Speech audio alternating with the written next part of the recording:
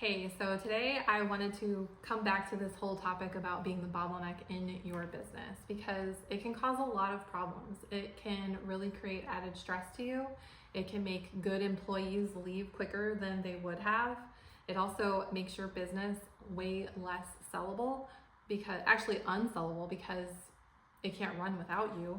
And I'm going to show you how you can lessen your stress, how you can keep employees longer if they're good employees, and also avoid burnout, because that's what comes along with all of that. So that's what we're going to talk about today. How do I know all of this? Well, as you know, if you've been watching our page, we owned a service company, right? Well, back in the day, probably I'm trying to think of when my husband said this to me. So my husband and I were business partners in that company. And one time he actually said to me, "You are holding us back." And I was like, whoa. Okay, at first, after being, peeved like any wife would be with her husband being her business partner, I got over myself and realized he was right, because I was. And let me tell you why. So in our company, I did all of the phone sales, all of the outside marketing and networking and stuff like that to drive business into the company.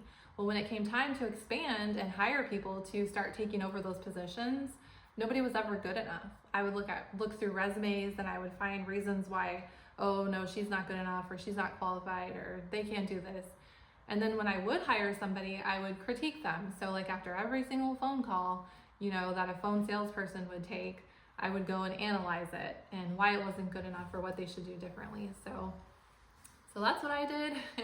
I know that it was not good for the business, and thankfully we made changes, but that's what I wanted to talk to you about today. So the first thing I wanted to share with you is how you can identify if you're the bottleneck, right? So how do you know if it's you, right? Luckily, I had someone point it out to me point blank and tell me I was, but you might not have that luxury. So let me do it for you today.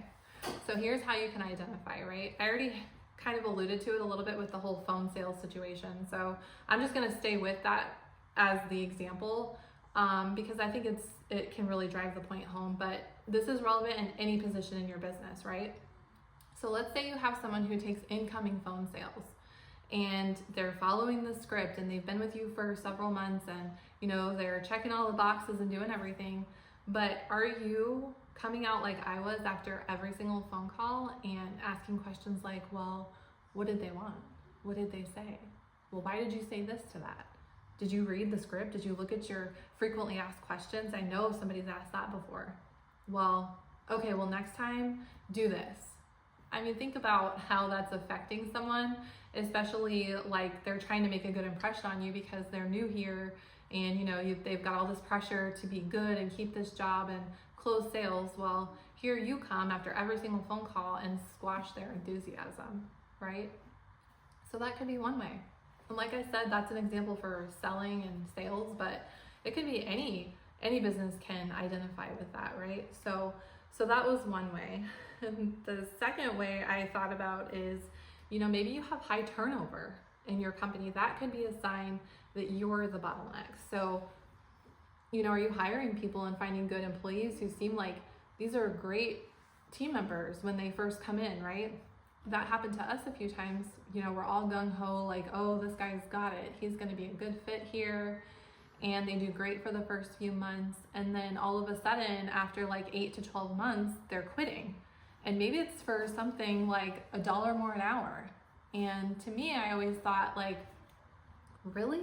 You're leaving because they're going to pay you $1 more an hour than I am? Don't you love it here? Isn't this the most amazing place to work? Am I not the greatest boss? Well, I think that can be a sign that you are the bottleneck, because if someone's leaving for that after putting in all that effort for 8 to 12 months, maybe it's time to look inward. What's your leadership style? Are you a critiquer versus a good finder with your employees? Are you looking for things to commend them on and praise them on versus, like I said with the phone sales example, always critiquing everything that they're doing? Because again, that can be an enthusiasm squasher, right? That will kill their enthusiasm. So think about that. Is that something, that resonates with you? So look inward and see, pay attention over like the next week and just look at your interactions with your team and see if maybe that's something that you could identify as being, the bottleneck in the company, right?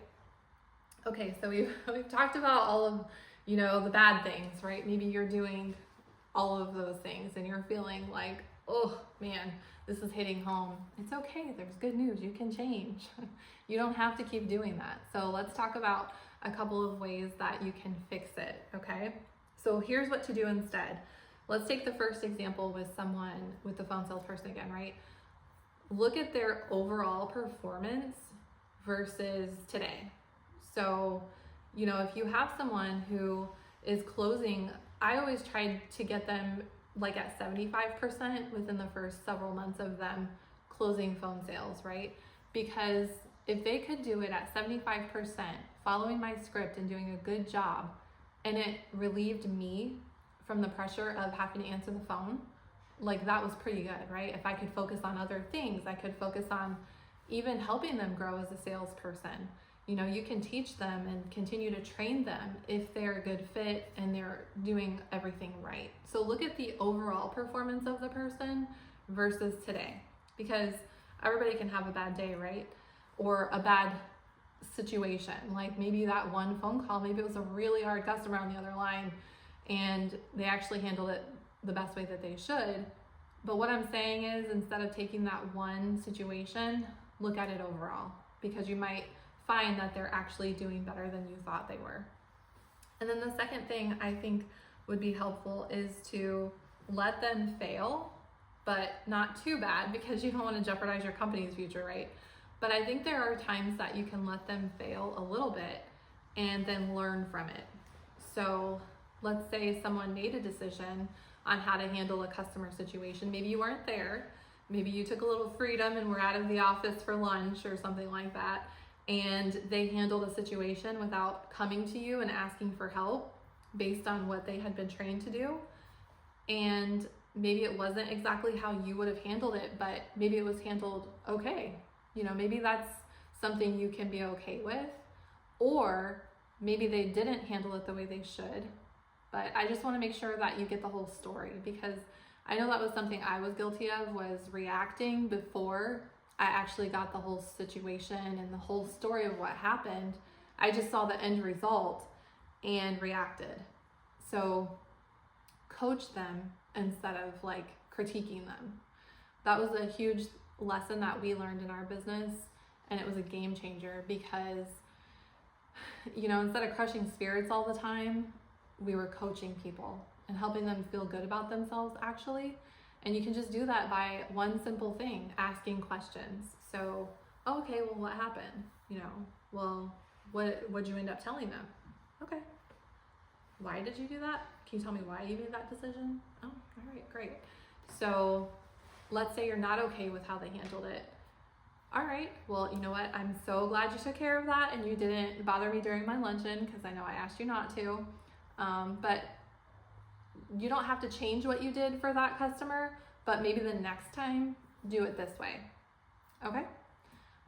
You didn't make them go feel bad about their decision or jump all over them and critique them. You helped them by coaching them, making them feel like a good person, that they handled this situation, and then here's how I would actually like you to do it next time. It's okay, you did that with Mrs. Jones. Yeah, don't even, because a lot of times they're gonna wanna go fix it and do what you think they should have. Don't do that, it's fine, because you know what, it worked out fine. She's happy, no biggie. But next time, just do it like this way and give them the reason why. Maybe you want them to handle it that way because of a certain reason, right? So, empower them as a human and just be grateful that they made that decision without bothering you. But look for a way to let them fail and learn and coach them up as a person, because that's ultimately the goal, is to create these leaders in your business who can handle these situations, right? One of my favorite things was when we would coach somebody like that who had made a different decision than I wanted them to, and then maybe I'm in my office and I hear them handle it the next time I hear them handle it the way I wanted them to. So like that actually gave me warm fuzzies inside, because they were learning, and sometimes we had this one phone girl who was with us for like a really long time. And when she would talk on the phone, sometimes it sounded just like me, you know, the things that she would say. And that made me really happy. Not that she needed to be like a robot or something, but she took that all in, and she was grateful that I took the time to coach her up instead of critique all the time, and train her and actually help her move along. So look at the overall picture for these people that are working for you. One of the things I found too is that most of the time, the people who worked for us, they actually had our best interests at heart. You know, sometimes we can think, oh, these team members, all they want is their paycheck and all they care about is themselves. And, you know, while that stuff is important to them, they do also, a lot of them value your mission. They value your company and what you're providing for them, and their place that they work, they love it. So, you know, try to embrace that and help them grow with you, because a lot of the time that's where they're coming from. So I hope this resonated with you. It was on my heart today to talk about this. I've just been thinking about it, and so I wanted to share those couple of things. If you felt like that was you, you want to make some changes, there's another video on our YouTube page or on our page here that we will we'll tag, but I think it's called like stop doing these 3 things in your business. And I think that you would find that valuable if this particular topic hits home with you. And then the other thing is, go to our website, which is skilllevelup.com.